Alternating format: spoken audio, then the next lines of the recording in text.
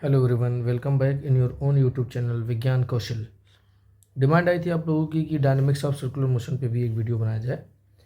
तो चलिए dynamics of circular motion पे वीडियो बनाते हैं। होप कि इसके पहले आप सर्कुलर मोशन की बेसिक्स जानते होंगे, जैसे एंगुलर क्वांटिटीज़ के बारे में और एंगुलर और लीनियर क्वांटिटीज़ जो फिजिकल क्वांटिटीज़ हैं उनका आपस में क्या रिलेशन है। मैं लास्ट में उसको भी लिख दूंगा, नेक्स्ट वीडियो में उसके बारे में थोड़ा सा 10 मिनट चर्चा कर लेंगे। फिलहाल के लिए हम डायनेमिक्स, इसके पहले आप सिर्फ काइनेमेटिक्स ऑफ सर्कुलर मोशन पढ़ रहे थे।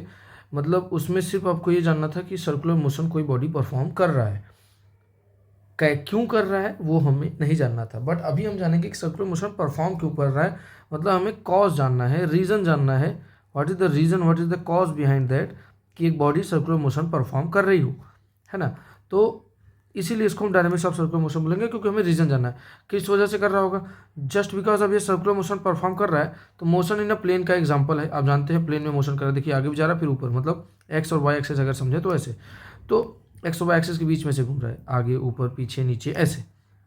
तो मोशन इन अ प्लेन का एग्जांपल है।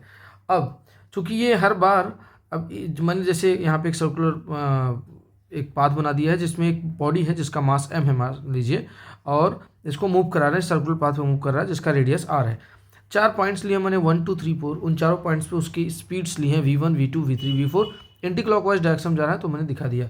अब जरा सोचिए, ये v1 v2 v3 v4 आपस में इक्वल भी हो सकते हैं और डिफरेंट भी हो सकते हैं। अगर ये इक्वल हैं, जरा सोचिए v1 v2 v3 v4 अगर ये इक्वल हैं तो डेफिनेटली मतलब हर जगह पे ये स्पीड सेम है। ये क्या बता रहा है, ये स्पीड इक्वल बता रहा है, स्पीड सेम हो। और अगर इक्वल ना भी हो, मान लीजिए v1 is not equal to v2 is not equal to v3, हर जगह पे स्पीड अलग अलग हो, मान लीजिए स्पीड अलग अलग हो, तो भी ये दोनों केस हो। यहाँ पे स्पीड आपका क्या लिया आपने, कांस्टेंट। यहाँ पे स्पीड आपका कांस्टेंट नहीं है, मतलब वेरिएबल लिया आपने। स्पीड आपका यहाँ पे बदलेबल है, वेरिएबल है। तो ज़रा सोचिए अब इन दोनों केसेस में फिर भी डायरेक्शन तो हर पॉइंट पे चेंज हो रहा है ना। डायरेक्शन ऑफ मोशन चेंज हो रहा है, डायरेक्शन ऑफ मोशन चेंज हो रहा है मतलब स्पीड ना भी चेंज हो चाहे हो, लेकिन वेलोसिटी का डायरेक्शन तो चेंज हो रहा है। और डायरेक्शन चेंज हो रहा है मतलब वेलोसिटी चेंज हो रही है। इसका मतलब सर्कुलर मोशन हम जानते हैं बेसिक की एक्सेलरेटेड मोशन का एग्जाम्पल है, और मोशन इन अ प्लेन का एग्जाम्पल है। अब जरा सोचिए, अगर इसमें डायरेक्शन चेंज ना हुआ होता तो सीधे ये पॉइंट 1 पे चला और डायरेक्शन चेंज नहीं होता तो सीधे निकल जाता। Means if there is no force acting on the body it will move in a straight line, मतलब कांस्टेंट स्पीड से निकल जाता सीधे ही। लेकिन ज़रा सोचिए, इसका डायरेक्शन चेंज करने के लिए, मतलब वेलोसिटी का डायरेक्शन चेंज करने के लिए किया तो अब एक्सेलरेटेड मोशन है, और बॉडी का मास है, मतलब मास इंटू एक्सेलरेशन से हमें क्या मिलेगा, फोर्स मिलेगा। मतलब एक फोर्स की ज़रूरत तो है डेफिनेटली, वही है इसका कॉज। तो समझते हैं कि चलिए एक एक करके देखते हैं। सबसे पहले बॉडी, मान लीजिए सर्कुलर मोशन में एक बॉडी परफॉर्म कर रही है, सर्कुलर मोशन सर्कुलर पाथ पे मूव कर रही है, उसकी स्पीड कांस्टेंट है, तब भी there must be a force. If speed of the body let's suppose it is constant, there must be a force, net force acting on the body which is responsible for changing the direction of motion. मतलब यहाँ जा रहा था, सोचिए जरा आप बाहर से खड़े होकर देख रहे हैं सर्कुलर मोशन में, जरा सोचिए आप फ्रेम में नहीं है, सर्कुलर मोशन के फ्रेम में नहीं है, आप बाहर से देख रहे हैं और आपको लग रहा है कि बॉडी तो यार सीधे निकल रही थी, आगे जाना चाहिए था, अचानक से इसका डायरेक्शन ऐसे कैसे हो गया। मतलब किसी ने तो अंदर ऐसे खींच लिया होगा, सीधे जा रहा था ऐसे खींच लिया, यहाँ जा रहा था इधर ना जा पा के इधर जाने लगा, मतलब इधर किसी ने खींच लिया, इधर जाना था इधर किसी ने खींच लिया, हर बार कोई खींच ले रहा है। स्पीड कांस्टेंट है बट डायरेक्शन तो चेंज हो रहा है, मतलब हर बार कोई सेंटर की तरफ खींच ले रहा है ताकि ये गोल गोल ऐसे घूम जाए। मतलब there must be a net force towards the centre of the circular path which is responsible to change the direction of motion। और इसी फोर्स को, चूंकि ये रेडियस के अलोंग लगता है हर जगह, देखिए रेडियस के अलोंग लगेगा और टूवर्ड द सेंटर लगेगा, इसलिए इसका नाम सेंट्रीपिटल फोर्स या सेंट्रीपिटल फोर्स बोल दिया जाता है। तो ये हम अगर सेंट्रीपिटल को एफ सी से डिनोट करें तो एक्सेलरेशन भी कौन सा लेंगे, एफ सी। ये एक्सेलरेशन को सेंट्रीपिटल एक्सेलरेशन, सेंट्रीपिटल फोर्स अगर है तो एम ए के अकॉर्डिंग उसका एक्सेलरेशन भी कौन सा, सेंट्रीपिटल एक्सेलरेशन। या ये अलोंग द रेडियस काम करता है तो सेंट्रीपिटल बोलें आप, रेडियल एक्सेलरेशन बोलें तो भी कोई दिक्कत नहीं, ठीक है। तो हमने सेंट्रीपिटल फोर्स देख लिया। सेंट्रीपिटल फोर्स कौन फील कर रहा है, जो बाहर ग्राउंड फ्रेम से देख रहा है। मान लीजिए ग्राउंड को हम रेस्ट पे मान रहे हैं फिलहाल के लिए, तो ये बॉडी जो बाहर से उसको देख रही है, ये इनर्शियल फ्रेम से दिख रहा है, उसको लग रहा है कि कोई इसको बार बार अंदर की तरफ खींच रहा है। वो बाहर वाले को लगेगा कि बॉडी पे सेंट्रीपिटल फोर्स लग रहा है जो उसको सर्कुलर मोशन परफॉर्म करा रहा है। लेकिन ज़रा सोचिए उस फ्रेम के बारे में जो खुद घूम रहा है। मान लीजिए आप यहाँ पे एक झूला झूल रहे हैं, ऐसे देखे होंगे आप, गोल गोल ऐसे झूला झूलते हैं ना हॉरिजॉन्टल मोस्ट प्लेन में। यहाँ तो मैं वर्टिकल बनाया हूँ, आपका बोर्ड आपका प्लेन जो भी है। अब झूला झूल रहा है, मान लीजिए हॉरिजॉन्टल वर्टिकल से मैं नहीं कर रहा हूँ। वर्टिकल होगा तो डेफिनेटली स्पीड तो चेंज होगी। ये हॉरिजॉन्टल सर्कुलर, ये मान लीजिए स्पीड मेंटेन किया मैंने। अब आप झूला झूल रहे हैं एक हॉरिजॉन्टल प्लेन में, तो वहाँ पे आपको क्या फील होगा? हर बार आप तो घूम रहे हैं, मतलब आपकी वेलोसिटी का डायरेक्शन चेंज हो रहा है, मतलब आप एक्सलेटेड फ्रेम है, मतलब ग्राउंड के रिस्पेक्ट में। इसका मतलब आप नॉन इनर्शियल फ्रेम में है। आपको बार बार लगेगा कि मैं गिर जाऊंगा बाहर की तरफ। हमें लगता है ना बाहर की तरफ गिर जाएंगे। हाथी घोड़े वाले ऐसे झूले होते हैं ना, वायर्स लटके होते हैं, बच्चे बैठे रहते हैं। जब वो नहीं झूल रहा है तो हाथ ऐसे वायर्स रहते हैं, जब झूलने लगता है तो वायर्स ऐसे दूर दूर हो जाते हैं ना, मतलब सेंटर से अवे। तो सेंटर से अवे किसको फील हो रहा है? जो नॉन इनर्शियल फ्रेम में है, मतलब एक स्यूडो फोर्स फील होगा। तो उसका नाम हम रखते हैं सेंट्रीफ्यूगल। सेंट्रीफ्यूगल फोर्स क्या हुआ? Centrifugal force means it is a, ऐसे बोलते हैं स्यूडो फोर्स। किसको फील हो रहा है? जो खुद घूम रहा है, जो सर्कुलर पाथ पे मूव कर रहा है। Pseudo force which is x radially outward, मतलब रेडियस के अलॉन्ग ही लगेगा बट बाहर। वो सेंट्रीपिटल किसको फील होता? जो बाहर से दिख रहा था उसको क्या लग रहा था? एक फोर्स है जो उसके डायरेक्शन को चेंज कर रहा है और रेडियली इनवर्ड्स लग रहा था। But centrifugal force is a pseudo force which acts radially outwards, means away from the center on the moving body along the circle। ठीक है, तो सेंट्रीपिटल और सेंट्रीफ्यूगल लग गया।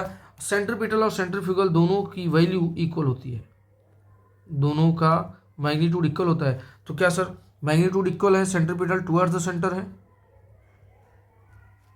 और centrifugal away from the centre है, मतलब ये इक्वल भी है मैग्नीट्यूड में और डायरेक्शन भी अपोजिट है। तो क्या एक क्वेश्चन उठता है, क्या ये एक्शन रिएक्शन बनाते हैं? बिल्कुल नहीं। एक्शन रिएक्शन तो तब बनता जब ये एक्शन और रिएक्शन दोनों अलग अलग बॉडीज़ पे वर्क करते हैं। करेक्ट, ये तो एक ही बॉडी पे मूव लग रहे हैं और एक ही बॉडी पे लग कहाँ रहे हैं एक्चुअली, वो तो डिफरेंट फ्रेम से देखने का नज़रिया है ना। तो हम ये बोल सकते हैं कि centripetal and centrifugal forces are equal in magnitude and opposite in direction but they do not form action reaction. पहली बात तो ये कि एक ही बॉडी पे लग रहे हैं। एक्शन रिएक्शन होने के लिए उन्हें दो डिफरेंट बॉडी पे लगना चाहिए था। और दूसरी जो सबसे इंपॉर्टेंट बात है, ये लग कहाँ रहे हैं सेम टाइम पे? ये तो हमें लगते हुए दिखाई दे रहे हैं डिफरेंट डिफरेंट फ्रेम से। जो खुद झूल रहा था, जो सर्कुलर पाथ पे मूव कर रहा था, उसको सेंट्रीफ्यूगल फील हुआ। लेकिन बाहर वाले को लगा कि कोई इसको बार बार अंदर खींच रहा है, उसको सेंट्रीपिटल फील हुआ। तो फिर ये हुआ कहाँ? एक ही टाइम पे एक ही फ्रेम से दोनों दिखेंगे नहीं, डिफरेंट डिफरेंट फ्रेम से दिखेंगे। और दूसरी बात, ये एक ही बॉडी पे लग रहे हैं तो एक्शन रिएक्शन पेयर नहीं है। तो आज के बाद अब सब सर्कुलर मोशन के क्वेश्चंस करते हैं तो सेंट्रीपिटल या सेंट्रीफ्यूगल में कंफ्यूज ना रहे। आप उसी फ्रेम को ले लिए जिसमें घूम रहे हैं, तो उसके अकॉर्डिंग सेंट्रीफ्यूगल फोर्स मतलब ऐसा लगता है कि हम बाहर गिर जाते, बट हम बाहर नहीं गिर रहे हैं, हमें कौन अंदर रोक रहा है। तो नेट फोर्स जो सेंटर की तरफ है वो इक्वल टू सेंट्रीफ्यूगल फोर्स कर देना। जो नेट फोर्स है जो सेंटर की तरफ लग रहा है ताकि उसको बाहर गिरने से रोके, उसको आप सेंट्रीफ्यूगल फोर्स के बराबर कर देना, जिसका फॉर्मूला हम पढ़ेंगे। ये फ्यूगल है, फ्यूगल स्यूडो फोर्स है और सेंट्रीपिटल रियल। और अगर आप बाहर वाले फ्रेम से देख रहे हैं, मतलब घूम नहीं रहे, बाहर से कोई देख रहा है, तो उसमें क्या करना, आप ये देखना कि कौन है जो मुझे सेंट्रीपिटल फोर्स प्रोवाइड कर रहा है। सेंट्रीपिटल फोर्स प्रोवाइड कर रहा है सेंटर की तरफ। जैसे एक बॉडी को घुमा रहे हैं धागे से ऐसे गोल गोल हॉरिजॉन्टल सर्कल में, तो गोल गोल अगर आप हॉरिजॉन्टल सर्कल में घुमा रहे हैं तो इसका मतलब क्या है? इसका मतलब अंदर कौन फोर्स दे रहा है? टेंशन। यही टेंशन अंदर वाला फोर्स है, मतलब ये टेंशन ही क्या बन जाएगा? सेंट्रीपिटल, है ना।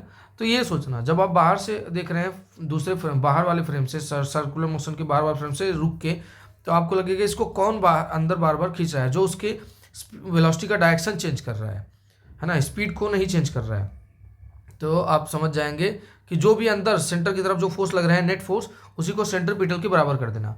लेकिन जब खुद उसी सर्कुलर मोशन में घूमती हुई बॉडी के फ्रेम में आप चल रहे हैं, तब आप क्या करना, सेंट्रीफ्यूगल फोर्स लिख के फॉर्मूला इक्वल टू क्या करोगे, ऐसे कौन से फोर्स है जो सेंटर की तरफ लग रहे थे, जो इसको गिरने से बचा रहे थे। बस यही करना है ना। Net force towards the centre जो है वही सेंट्रीपिटल या सेंट्रीपिटल देगा या सेंट्रीफ्यूगल को बैलेंस करेगा, ये सोचना है।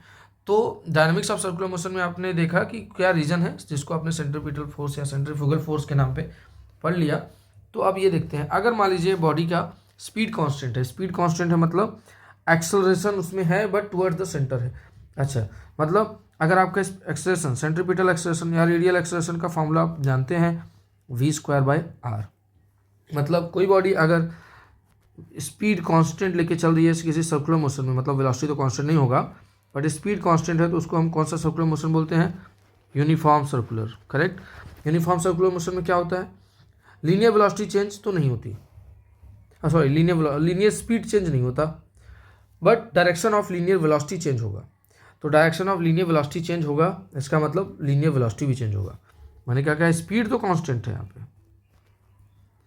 But direction of linear velocity change हुआ, जिस वजह से लीनियर वेलोसिटी जिसको हमने क्या लिख दिया? लीनियर वेलोसिटी v, ये कांस्टेंट नहीं रहा। क्यों? क्योंकि डायरेक्शन चेंज हुआ, करेक्ट। दूसरी बात, हाँ, यहाँ पे एंगुलर वेलोसिटी कांस्टेंट होगी, ओमेगा कांस्टेंट होगा। ओमेगा क्यों कांस्टेंट होगा? क्योंकि बार बार एक पूरा चक्कर लगाने में घूमेगा 360 ही, और 360 ही घूमेगा तो डेफिनेटली सेम टाइम में घूमे। स्पीड कांस्टेंट है, मतलब एक चक्कर लगाने में अगर आपने 2 सेकंड लिया तो अगला चक्कर भी 2 सेकंड में, अगला चक्कर भी 2 सेकंड में, मतलब 360 डिग्री घूमने में, 2 पाई घूमने में आप 2 सेकंड ही ले रहे हैं, तो एंगुलर स्पीड कांस्टेंट होगा। तो स्पीड बोल सकते हैं, एंगुलर वेलोसिटी बोल सकते हैं, ये दोनों यूनिफॉर्म सर्कुलर मोशन में कांस्टेंट होगा, बट वेलोसिटी कांस्टेंट नहीं होगा। मतलब यहाँ पे आपको डायरेक्शन चेंज करना है, सिर्फ स्पीड नहीं।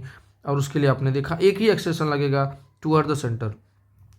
और आप ये फार्मूला आप देख सकते हैं रेडियल या सेंट्रीपिटल एक्सेलरेशन का, ये रहा। अब आपकी चूंकि स्पीड कांस्टेंट है, तो एक्सेलरेशन जो सेंट्रीपिटल एक्सेलरेशन है उसका मैग्नीट्यूड कांस्टेंट होगा, बट बार बार यहाँ वाले के देखिए टूवर्ड द सेंटर, यहाँ वाले के लिए टूवर्ड द सेंटर, यहाँ वाले के लिए toward the centre, direction change हो रहा है टूवर्ड द सेंटर के चक्कर में। हर बार डायरेक्शन यहाँ से आ रहा है सेंटर पे, यहाँ से आ रहा है। मतलब यूनिफॉर्म सर्कुलर मोशन में हम देख रहे हैं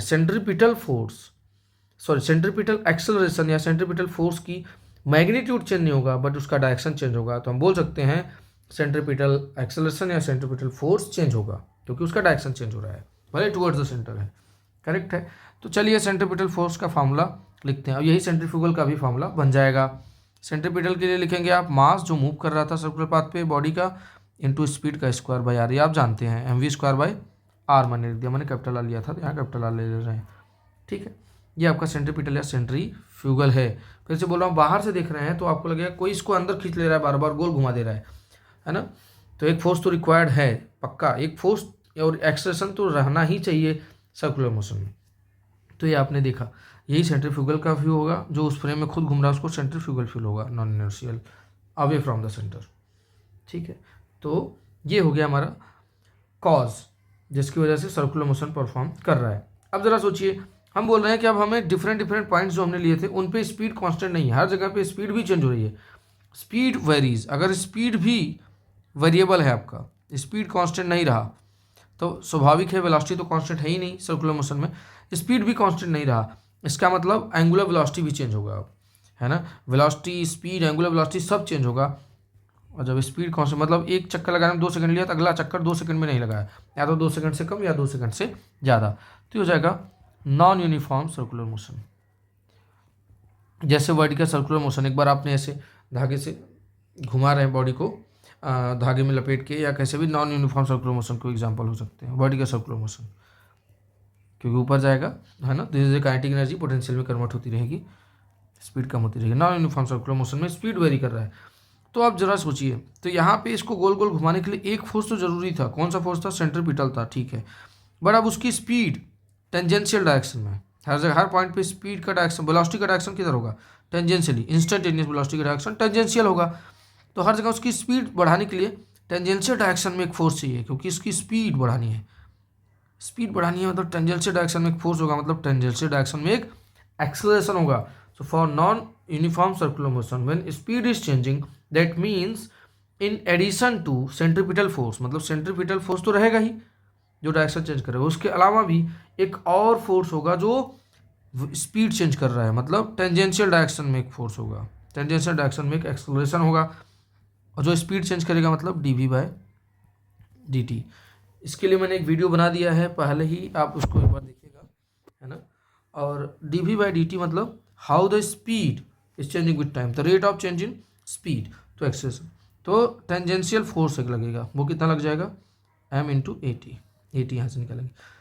आपकी स्पीड चेंज करनी है, इंस्टेंटेनियस वेलोसिटी का डायरेक्शन टेंजेंशियल होगा, मतलब टेंजेंशियल एक्सेलरेशन या टेंजेंशियल फोर्स का डायरेक्शन किधर होगा, इंस्टेंटेनियस, ऐसे टेंजेंशियली। और जो हमारा नॉर्मल फोर्स बोले या हम बोल सकते हैं सेंट्रीपिटल फोर्स का डायरेक्शन किधर था, टुवर्ड्स द सेंटर। तो टेंजेंशियल एक्सेलरेशन और रेडियल या सेंट्रीपिटल एक्सेलरेशन एक दूसरे के परपेंडिकुलर होंगे। तो नॉन यूनिफॉर्म सर्कुलर मोशन में हमें दो फोर्सेज या दो एक्सेलरेशन की जरूरत पड़ेगी। एक जो हमारा स्पीड चेंज करे, स्पीड चेंज करने वाला कौन, टेंजेंशियल फोर्स, मतलब टेंजेंशियल एक्सेलरेशन की वजह से। और एक जो हमारा डायरेक्शन चेंज करे, जो सर्कुलर मोशन में जो बॉडी घूम रही है, डायरेक्शन चेंज करने के लिए कौन, सेंट्रीपिटल फोर्स या centripetal acceleration. So centripetal force is required necessary to change the direction and tangential force is required, tangential acceleration is necessary to change the speed. Uniform circular motion में सिर्फ और सिर्फ centripetal force होगा। Non uniform circular motion में centripetal force के साथ साथ tangential force भी होगा, मतलब टेंजेंशियल एक्सेलरेशन और सेंट्रीपिटल एक्सेलरेशन दोनों होंगे जो कि एक दूसरे से परपेंडिकुलर होंगे। अगर हम देखें, अगर दोनों एक दूसरे के परपेंडिकुलर हैं, इधर AC या AR बोल सकते हैं या AN बोल सकते हैं नॉर्मल, और इधर AT, तो नेट किधर होगा, नेट इधर कहीं होगा। नेट निकलना जानते हैं, जब दो वेक्टर एक दूसरे के परपेंडिकुलर हों तो AC square plus AT square, ये आपका नेट एक्सेलरेशन आ जाएगा। नेट एक्सेलरेशन में मास मल्टीप्लाई कर देंगे तो नेट फोर्स आ जाएगा। तो ये बेसिक्स है डायनेमिक्स ऑफ सर्कुलर मोशन का। आई होप कि आपको ये बेसिक क्लियर हो। नेक्स्ट वीडियो में हम डायनेमिक्स ऑफ सर्कुलर मोशन के बारे में और चर्चा करेंगे। तब तक के लिए वीडियो को लाइक करें, चैनल को सब्सक्राइब करें और अपने दोस्तों के साथ इस वीडियो को शेयर कर दें। Thank you for watching.